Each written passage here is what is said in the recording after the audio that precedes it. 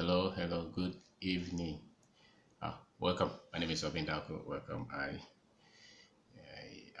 I've been thinking of something and we want to share with entrepreneurs, and their financial education. What we know about money, what we know about cash, and how they affect, you know, the business that we do. They have now, quarantine us, and from now to the time that this thing is over, and even after when it's over, there's going to be a lot to do with finance, money. Our businesses run with money, even individuals run with money, and our understanding, our basic understanding of money is has a lot of impact on whether we succeed or we fail with our majority of us, most of us, don't come from families, you know, cultures, backgrounds where a lot of this information, were given to us. The money, we didn't find them in school, and we didn't learn them basically in the society, and most of us didn't learn anything about that. You are doing this, I'm sure you might have already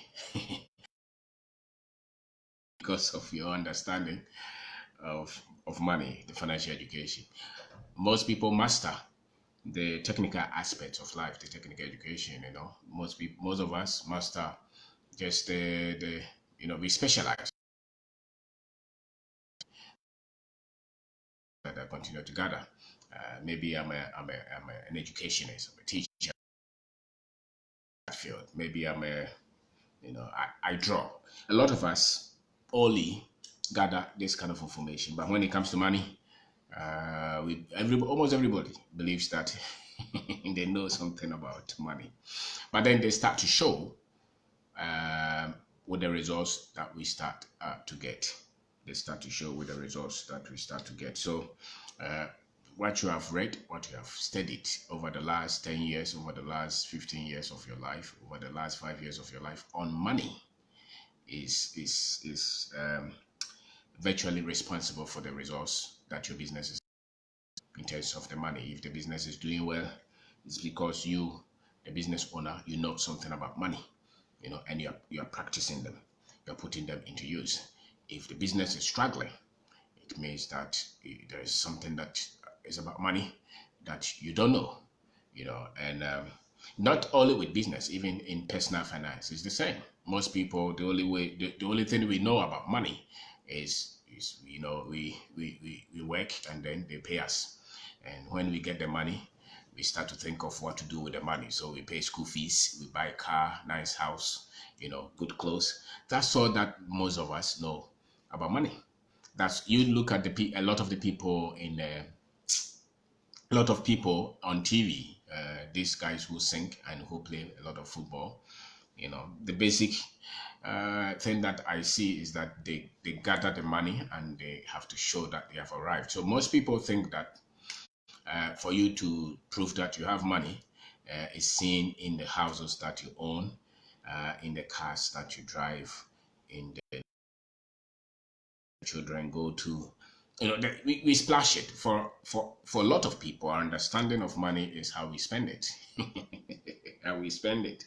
And if you have talked to people who make money strictly, who depend on the money that they make, for instance, if market woman, if a market woman wants to buy something from you, you will see how they bargain, because they don't get a lot of allowance with money, but a lot of people who have ways and means of making money, they don't really build the skill set to bargain and to make right decisions and choices with money, because they have all kind of ways and means of getting money. But I'm talking about an entrepreneur, somebody who's building a business, who wants to build a business with some kind of values, with some kind of ethics, and who has to go through the process to be able to lift that business to a stage where that business can stand on its own. If the cash has problems, the business is not going to do.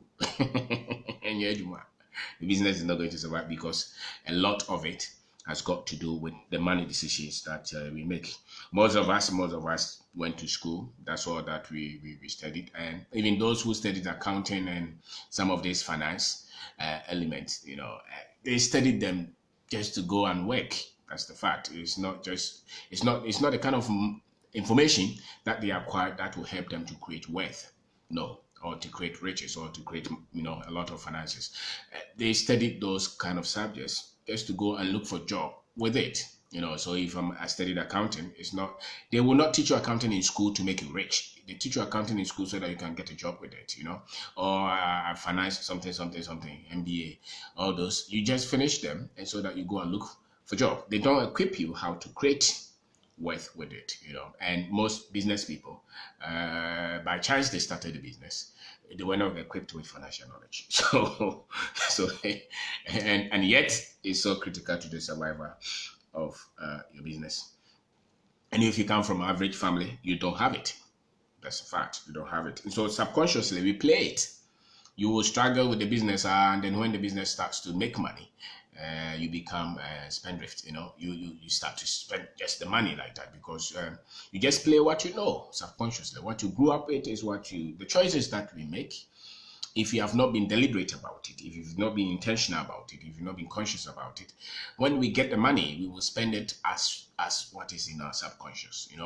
And most of us, if your father was not rich, your mother was not rich, they were okay, average, but they were not intentional.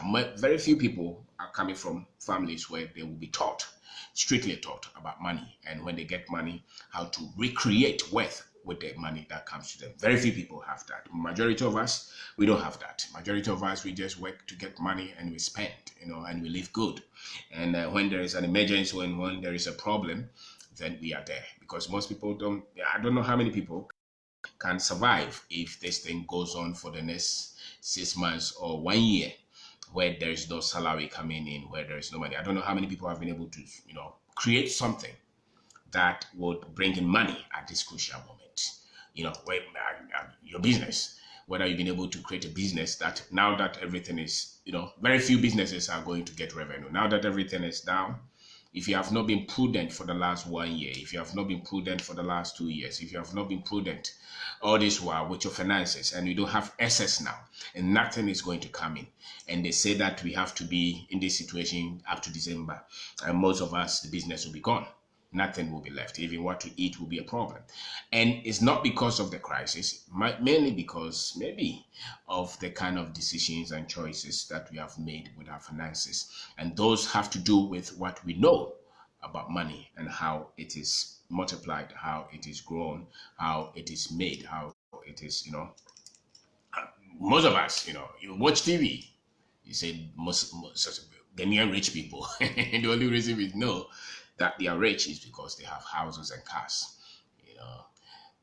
Unfortunately, the only reason we see that this guy has money is because he has this kind of cars. But in some places, they will look at the number of employees, the number of businesses, the number of investments that they have done. Then they will say that this guy is worth this much. In our country, then you have money. All of us, we played that tape. So you would have to come and look. Then your grandmother will say that, thank God that my grandson has become successful. He has built a house. He has money. Or your sister's daughter will look at you and say that my uncle has money. So most of the things that we use to represent wealth is just they are things that don't bring in money. They are things that show that we spent money. And that is the difference between people who are able to build a business and grow the wealth and the people who maybe build a business, the money comes and they destroy the money. And then when there's a problem, the business is no more. So what are the things? How would you multiply 10,000 now, how would you multiply it? If you have run the business for the last 3, 4, 5 years, how? And you have assets, let's say you have 1 million or you have 10 million. How would you multiply that money? How would you use that money? Now the business is doing well, it's bringing a lot of money, but how are you going to take it to the next step? Majority of us will just go and buy some nice house. Nice house. You create a lot of liabilities, But people who understand. So the basic premise of financial education, with respect, you want to put the money into something that will continue to bring the money, will grow the money. So it's like a seed. You have an orange seed. You plant it. If you take good care of it, it grows to produce more seeds. So that process, the money is also like that. It's a seed. If you're able to plant the money well, then it will grow to bring in a lot. It will grow to bring in a lot. It continues to bring in a lot before you even start to eat it.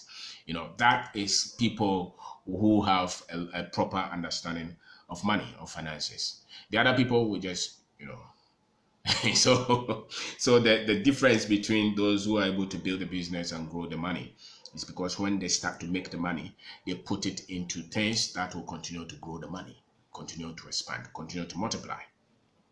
Not the ones who are just building 10-bedroom house, 12-bedroom house, by like Range Rover, to prove, because a lot of us are in haste to prove that we have money and we are rich. And the only reason we have money and we are rich is because we spend it. We show the wealth by how we have spent it. No, money, the people who have money don't show the wealth of how they have spent it. They show you how the money grows, how it multiplies, how it continues, like the virus now, how it continues to multiply, exponentially. And it's a skill. It's a skill which is built on proper financial education. And it's not the kind of education that is taught in school. It's the kind of education that the rich know. The rich understand money differently from a lot of the people. The closest of rich people that we get to see are just nice dressed people, especially the people we call the middle class. A lot of them teach us about money, but they don't know how to multiply money. They know how to spend money. For instance, politicians. Most of them are not, rich, because they don't know how to create the wealth. They're spending a lot of money, billions of the countries themselves. They made it themselves. I'm talking of the skill set, the kind of information that you need to make that money yourself. And and that kind of understanding is different from the one who collects the taxes, and spends it, even if they happen to spend it well for the country. It's different. That kind of information is different from the one who. So you as a business person, your understanding of money and how you are going to grow it is not the same as a politician, how he spends the taxes. When they collect the taxes and they spend it, even if they are good people to spend it for the people. But you have to make it yourself and multiply it. And that, for a lot of discipline, you have to be very much strict on yourself. You have to make good decisions with the money that comes. You have to put the money in areas, in things that will continue to grow the money. You have to really keep your stage. You have to keep your life that moderate. This period, a lot of contractors are going to hit the rock. They've put a lot of money in projects. Just about the time that maybe they are to raise certificate, the government is hit. Now, most of them will not be able to pay those who have not been prudent with their finances will not be able to even pay the workers.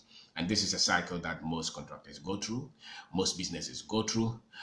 When the cash is not coming, there's no leverage. When the cash is not coming, there's no space. When the cash is not coming, why? Because we've not built this basic understanding of finance. One of the best things that you would have to look at is how does the cash come in, what they call the cash flow. How does it come in? If you're doing business, coming in every day, every month, is it coming in more than what is going out? You pay your salary, you pay your rent, you pay your electricity, you pay fuel, maintenance of car, you pay the internet, you pay phone, you pay all the other things that you are supposed to pay. Do you still have excess? And is it coming in every day, every month, every week? And the excess that you've been having, where have you been placing them? Have you put them somewhere that will bring in more? If you don't do that, then it means that with this, you are hit. You are hate. And some of the pressure will also come from our social engagements. We have a lot of pressure culturally, funerals, religious activities, parties, weddings, all kind of things. Somebody is working, they don't have that much money, but they will stage a very big wedding. As if the marriage is different from money. So those are the things that we grew up with. So I am paid this amount, but I'm able to raise big money and spend it in one day. And I'm not coming from a background where my father has money, my mother has money. It's contingent on your financial education. So you have saved a lot, but then you spend it in a day. And then it's going to take you another 10 years to raise this kind of money. And before you raise that kind of money, probably the marriage will be gone, because it's whether you like it or not, the family runs on money. Now that they told us to stay at home, it takes money. The electricity that we have here is money. The food is money. The water is money. Everything that the family runs on is money. If that money is not there, there will be pressure. There will be a lot of disagreement. There will be a lot of fight. That is a fact. Don't believe that anybody tell there's no money, will be fine. If the child is sick and you don't have money to buy paracetamol,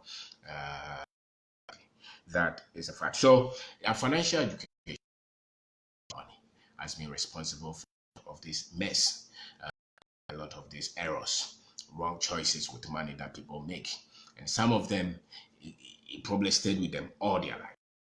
Have the right kind of education on money, So the grandfather didn't have money, but he died, and now they are calling everybody to bring a lot of money to go and stage a very big funeral.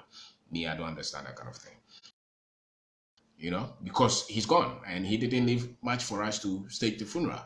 Now I have children, I have, sisters and all those. I think the money should be used to take care of those who are alive than the one who didn't, make a lot of right choices, especially with money. And then he has to go, we have to bury him and then stage a big funeral. But that's the culture we live in. So people are always run people run very tight budget. There's no allowance. We are able to build wealth over time because there are a lot of social engagements. There are a lot of problems that we probably don't understand, and there's a lot of misunderstanding on money as well. So you hear all kind of statements on money.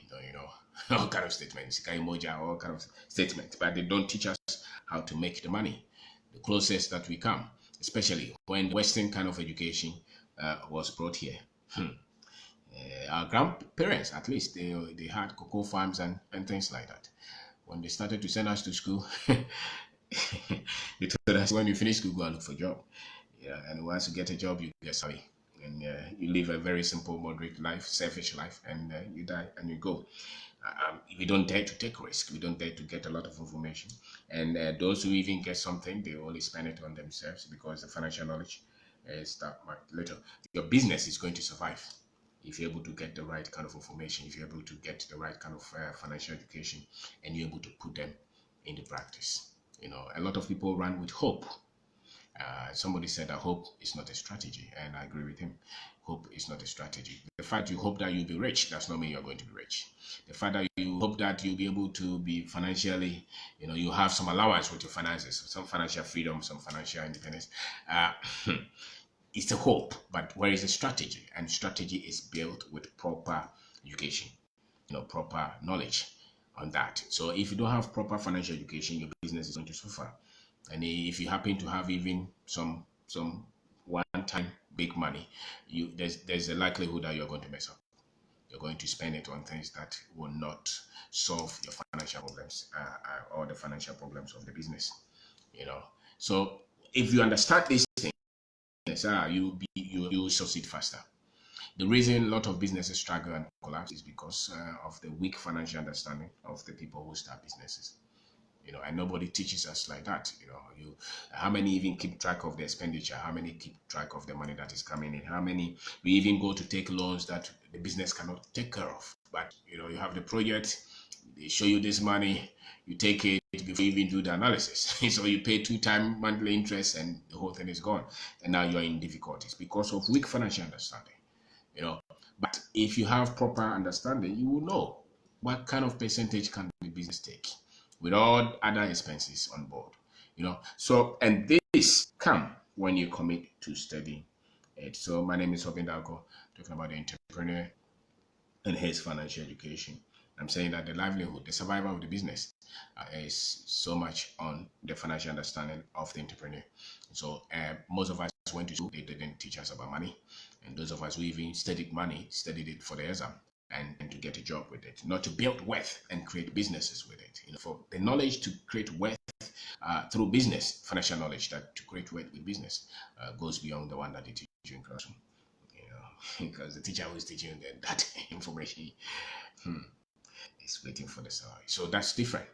So when you create the money, there are things that you must understand. You must grow the money. It's a seed. And the activities to grow the money, you must know where do I put the money that the money can grow. There's one element they call the cash flow. It's so critical. How frequently the money is coming into the business. A lot of us work in projects and in companies that we are paid 2 times a year, and it's not even much. Go and borrow money, put it in a project, and you use 6 months to do it. You use another month to a certificate. It goes to stay with the minister for the next 4 months. You are not going to. You are going to have critical financial situation. It's just basic facts because your financial knowledge is weak. They gave you project.